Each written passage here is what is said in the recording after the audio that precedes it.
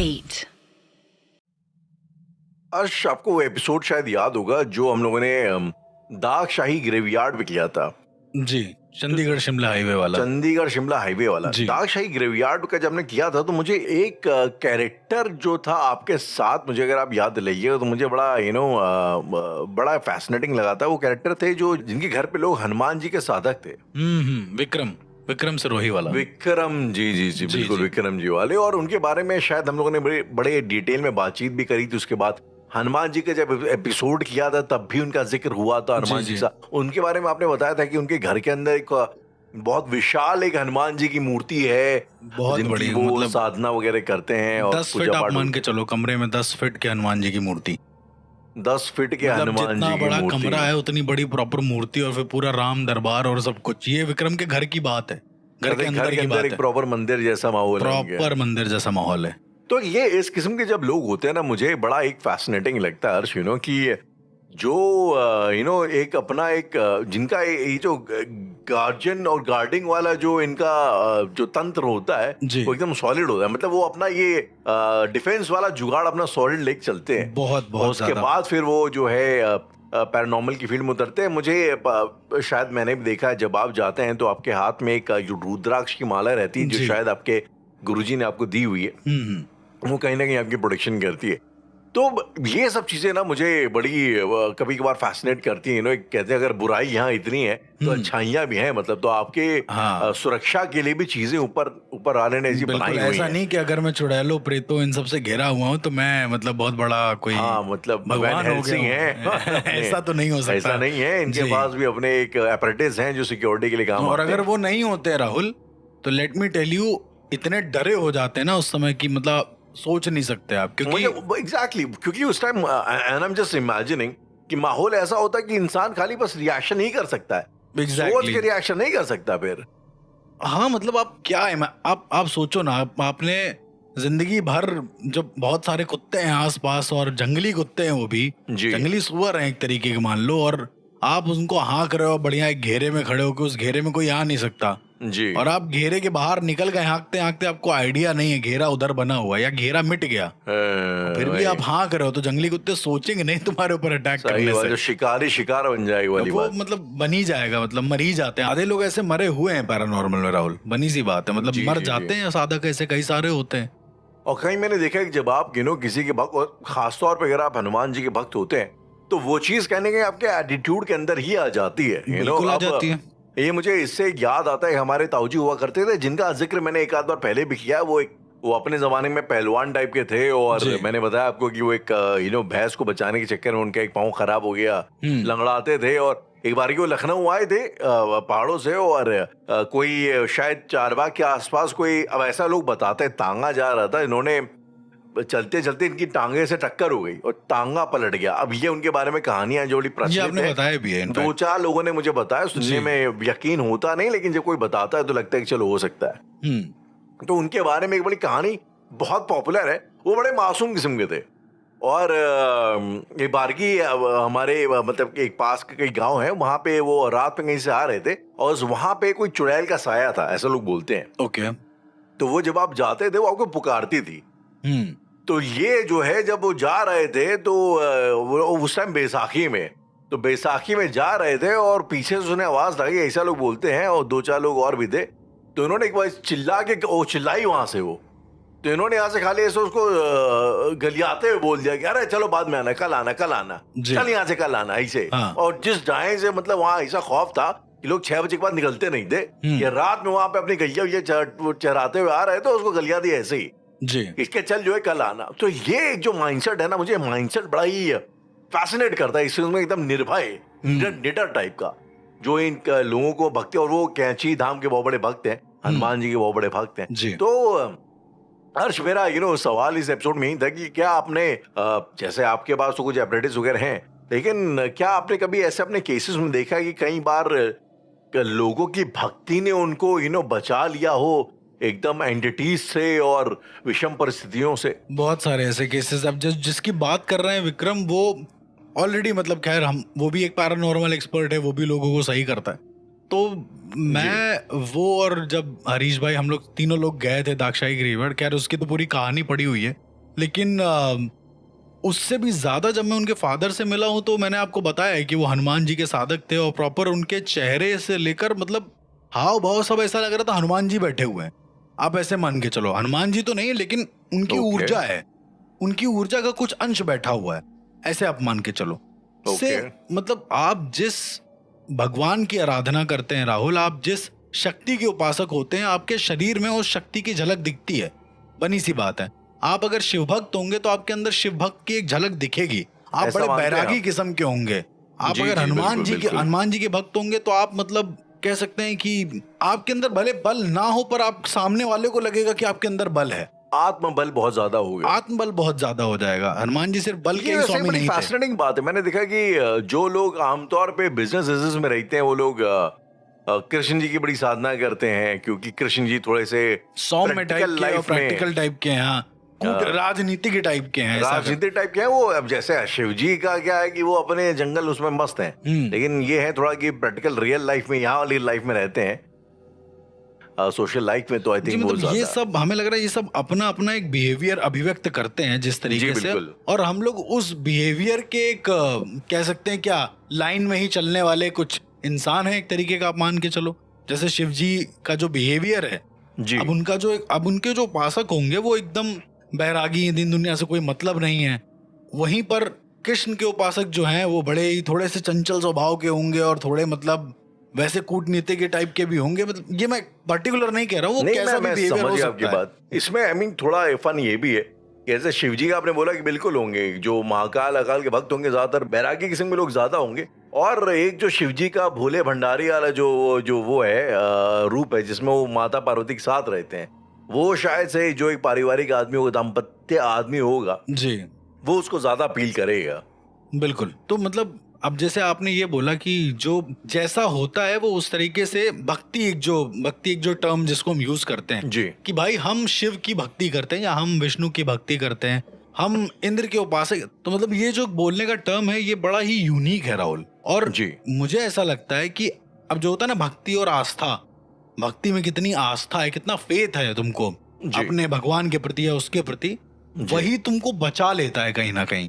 आपका सवाल भी यही था कि क्या मतलब क्या ऐसा होता है कि ये चीज तुमको बचा। उदाहरण के तौर पे जैसे आपने भी एग्जांपल दिया अपने दादा का शायद, है ना, तो उस एग्जांपल में वो हनुमान जी का एक बिहेवियर लेकर चल रहे थे, एक कह सकते हैं कि उनकी एक प्रथा लेकर चल रहे हैं, अपने शरीर में उनका एक अंश लेकर चल रहे हैं, तो वो उसी तरीके से रिएक्ट करेंगे। इफ अगर उस केस में हनुमान जी होते तो क्या करते राहुल? वो भी ये कहते हैं तुम जाओ, तुमसे क्या मतलब, मैं हनुमान हूँ, सीधी बात है। शिव का भी वही है कि मतलब मुझे मतलब ही नहीं, तुम भूत हो, चलो ठीक है तुम मेरे साथ चलो, हमें कोई दिक्कत नहीं है। सही बात। तुम प्रेत हो, तुम मेरे साथ ही चलो, आओ। लेकिन हर्ष इस एपिसोड में मुद्दे की बात ये है जी कि जो इस किस्म की भक्ति में लीन रहता है जी, उसको क्या वाकई में उस तरीके की प्रोटेक्शन प्राप्त होती है, मतलब बिना मांगे पैरानॉर्मल के खिलाफ, या कभी जैसे आपने कोई केस किया हो और मतलब वो एंटिटी अपनी भक्ति भावना की वजह से बच गई हो कुछ इस तरीके से? हाँ, मतलब परमानेंटली ये नहीं होता है कि आपने, देखिए राहुल बात ये है कि भक्ति का मतलब ये नहीं कि तुम कुछ मांगो उससे और फिर वो तुम्हें मिले और तुम्हारी भक्ति साकार हो गई। हाँ, मैं वो कह भी नहीं रहा हूँ। ठीक है, तो मतलब बहुत सारे ऐसे साधक को मैं जानता हूँ जो कुछ नहीं मांगते बट उनको मिलता है जी, और जी, वो जी। मिलता जाता है। मैं अपनी जिंदगी में कुछ ऐसे पॉजिटिव साधक को भी जानता हूँ जो सिद्धि इसलिए नहीं करते हैं कि उनको दर्शन करने हैं, वो इसलिए करते हैं क्योंकि उनको सिर्फ आभास करना है कि ऐसी भी चीजें एग्जिस्ट करती हैं, क्यूरियस माइंड टाइप, और वो बड़ी इज्जत करते हैं। वो चाहते भी नहीं कि वो उनको देखें, उनका मतलब बस ये मानना है कि भाई वो है कि नहीं। और फिर क्या होता है, बड़े ही सरप्राइजिंग तरीके से वो सिद्धियां अपना असर करती हैं। क्योंकि देखो राहुल, उनको जब तुम निस्वार्थ भाव से एक तरीके से सिद्धि हो गई या भगवान हो गए, कुछ भी हो गए, उनको अगर तुम निस्वार्थ भाव से एक बार को चीजों को करोगे ना, तो वो तुमको वैसा रिजल्ट देंगे, मतलब वो तुमको उतना ही प्यारा रिजल्ट देंगे, मेरा ऐसा मानना है। तो क्या ऐसा पॉसिबल है अर्श कि कोई इंसान हो जो कि बड़ा भक्त हो और मतलब भक्ति करते करते उसके बिना जाने उसे कोई सिद्धि प्राप्त हो गई हो? Is it a possibility? ऐसा हो सकता है? ये पॉसिबिलिटी हो सकती है, बहुत बड़ी पॉसिबिलिटी है कि अब बहुत सारे लोग कहते हैं कि मुझ पे ऐसे कृपा है, ये है वो है। बहुत मैं ऐसे कॉमन लोगों से भी मिला हूँ जिनके ऊपर कृपा है, वो दिख जाता है कि मतलब इनके ऊपर कुछ ना कुछ मैजिकल है। मतलब मैं अपने एक दोस्त को जानता हूँ, वो इतना पॉजिटिव, आप उसको कभी किसी काम के लिए ना कह ही नहीं पाओगे।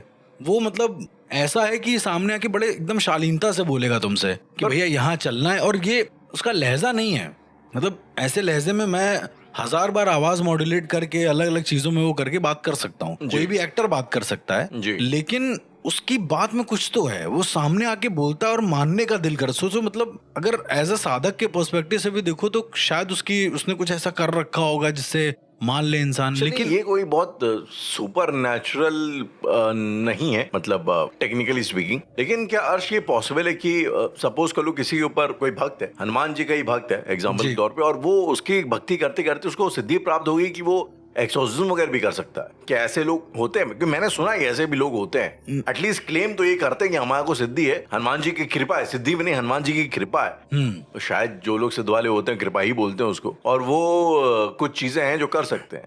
बिल्कुल कर सकते हैं, मतलब आउट ऑफ नोवेयर। ये इसका लाइव एग्जांपल मैं ही हूँ, मुझे नहीं पता है कि ये क्या था।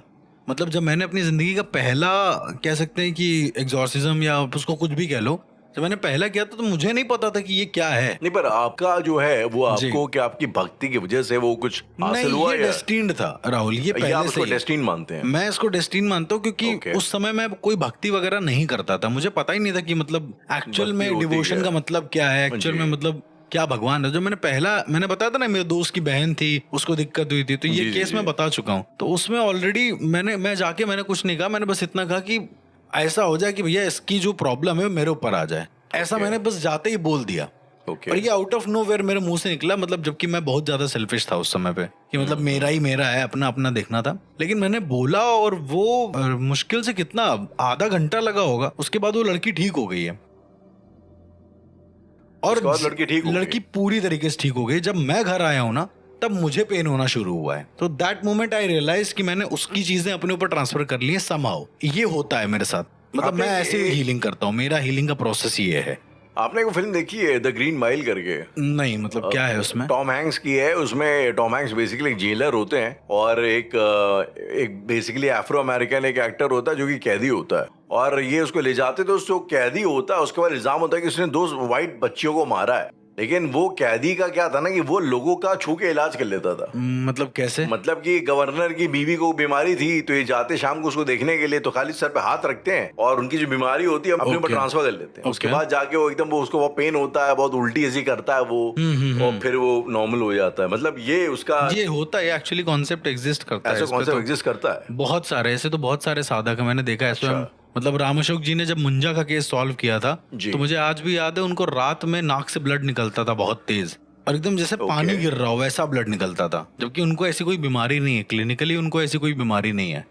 तो ये मैंने देखा हुआ है। मतलब जो इस तरह के साधक होते हैं, अब तो खैर चलो बहुत आगे आ गया, उस समय मुझे नहीं पता था साधक साधनाएं वगैरह वगैरह। नहीं, पर यहाँ पे सवाल अर्श जी। ये है कि ये ऐसे जो लोग होते हैं ये नेचुरली मतलब ब्लेस्ड होते हैं उस चीज के साथ, या ये कुछ साधना वगैरह करके उसको अर्जित कर लेते हैं?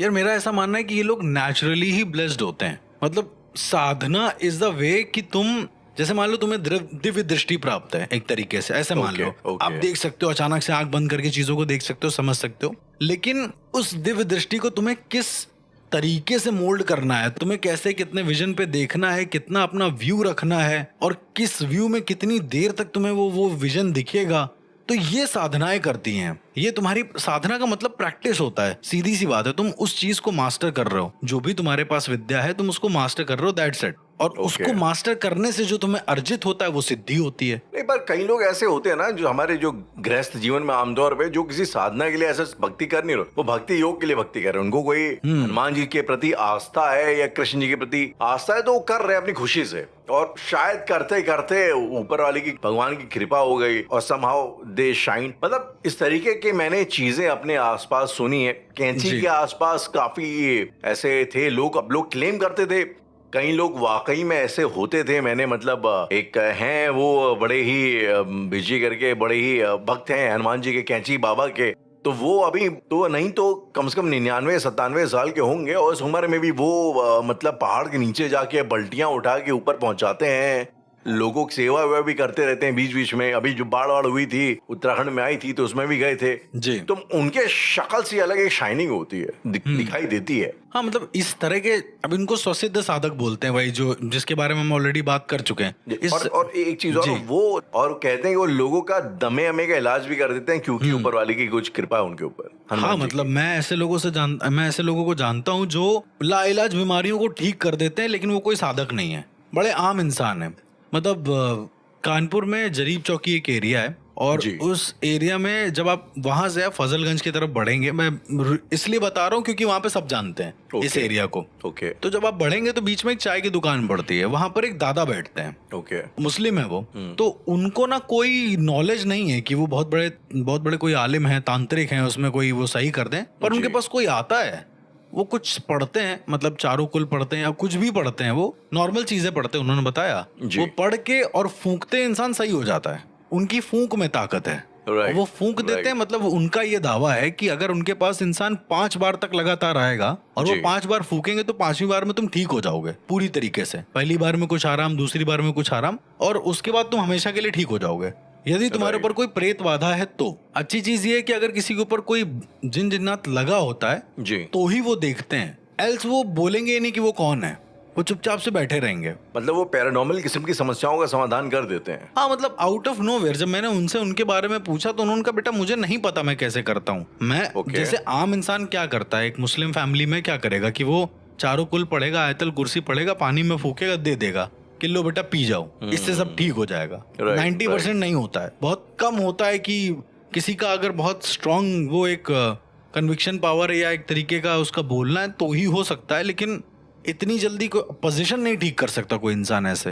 तो ये इंसान बस केवल नॉर्मल पोजीशन करते हैं, फूंकते हैं, इंसान ठीक हो जाता है। तो इनका कहना है इन्होंने कोई गुरु से नहीं सीखा, कोई कुछ नहीं, जो है ऊपर वाले की देन है, और ये बचपन से उनके साथ। मैं जितने भी ऐसे साधकों से मिला हूँ, जूनागढ़ अखाड़े में जो हनुमान जी के साधक थे उनसे मैं मिला। वो जो मैंने आपको एक मंदिर के बारे में बताया था ना, जो हनुमान जी का मंदिर, जहाँ मंदिर के अंदर पेशेंट को घुसेड़ दिया जाता है, बंद कर देते हैं, फिर वो हनुमान जी मार लगाते हैं अच्छी खासी, फिर पेशेंट बाहर आता है। जी वहीं पे तो वहां पर एक बच्चा है, वो ठीक करता है लोगों को। लोग आते हैं पोजीशन वाले कोई भी, तो पहले कह देता है कि तुम दोनों बाहर जाओ, तुम अंदर आओ। जो पोजीशन वाला होता है उसको अंदर बुलाता है बिना तुम्हारे बताए। और फिर उसको जो है मंदिर के अंदर डाला जाता है। तो ये तो स्वसिद्धि हुए ना, मतलब एक बच्चा किस हद तक सिद्धि कर लेगा उसको, जब तक, अब जैसे मैं अपनी बात करूं तो मुझे जब तक नहीं पता था कि सिद्धि साधना क्या होती है, मैं कर रहा था, मुझे जो समझ में आ रहा था मैं करे दे रहा था, लेकिन उसके दुष्परिणाम भी है। मतलब जो स्वसिद्ध साधक होते हैं उनको कुछ ना कुछ दुष्परिणाम भी झेलने पड़ते हैं, सिर्फ सब अच्छा नहीं होता उनके साथ, बुरा भी होता है। अब उन्होंने किसी को ठीक कर दिया, कुछ कर दिया, तो उसके भी दुष्परिणाम उनको मिलेंगे, क्योंकि उन्होंने यूनिवर्स के साथ एक तरीके का डिसबैलेंस किया है। अब ये नहीं कह सकते कि गलत किया है, लेकिन कुछ ना कुछ किया, तो उसके साइड इफेक्ट तुम्हें देखने पड़ेंगे।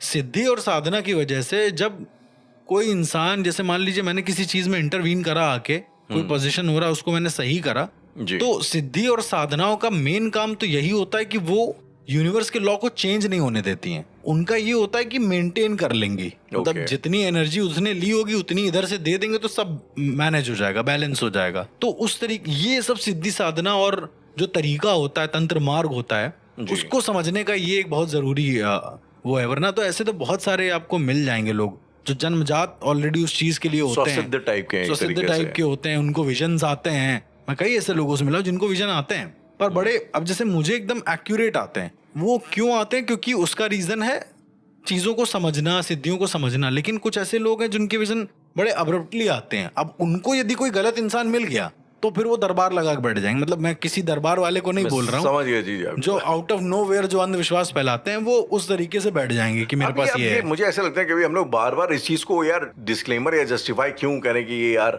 कोई एक है और वो पाखंडी है या जो भी है। एग्जैक्टली। ये जो हमारी ऑडियंस है वो समझे यार, उनको मानना है माने, चाहे नहीं मानना ना माने, आपका डिस्क्रिप्शन है भाई, अपने विवेक से काम लीजिए। अच्छा, और अगर बात करें भक्ति की तो एक चीज और मेरे जहन में आती है, ये हमारे कई घरों में ना एक चीज बड़ी इस्तेमाल होती है जी। फॉर एग्जाम्पल बचपन में मुझे मिला था एक हनुमान रक्षा कवच आता था, तांबे की शीट पे हनुमान जी का यंत्र टाइप का बना करके वो दिया करते थे। कई सारे अलग अलग यंत्र आते थे, कई सारे यंत्र होते हैं। मतलब एक गायत्री यंत्र भी होता है, धन लक्ष्मी यंत्र होता है जो अक्सर लोग घरों पर लगाते हैं। एक हनुमान रक्षा कवच भी होता है जी। तो उसको भी दिया जाता है कहीं अगर किसी में ऐसे कोई भूत बाधा वगैरह टाइप की कोई चीज हो तो अर्श ये जो चीजें होती है ना, ये हनुमान रक्षा कवच हो गया, चाहे कोई गंडा तावीज हो गया, लोग वगैरह बांधते हैं, तो इन सब की क्या पोटेंसी होती है? मतलब क्या ये वाकई में इतने इक्विप्ड होते हैं कि वो मतलब किसी पैरानॉर्मल एंटिटी से हमारी रखवाली कर सकें? मतलब मेरा ऐसा मानना है कि ये पूरा का पूरा डिपेंड करता है कि आपने कवच लिया कहाँ से है,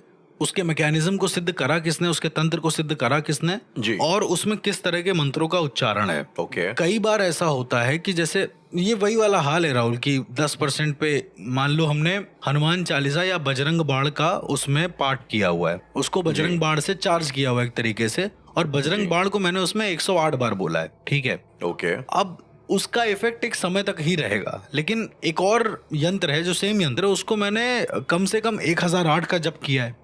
बात ये कि आप जितना जप करोगे ना वो चीज उतनी ही ज्यादा स्ट्रांग हो जाएगी। इसीलिए जब आप यंत्र वगैरह लेते हो तो लोग बताते हैं कि तुम भैया इतने इतने जाप करना रात को बैठ के।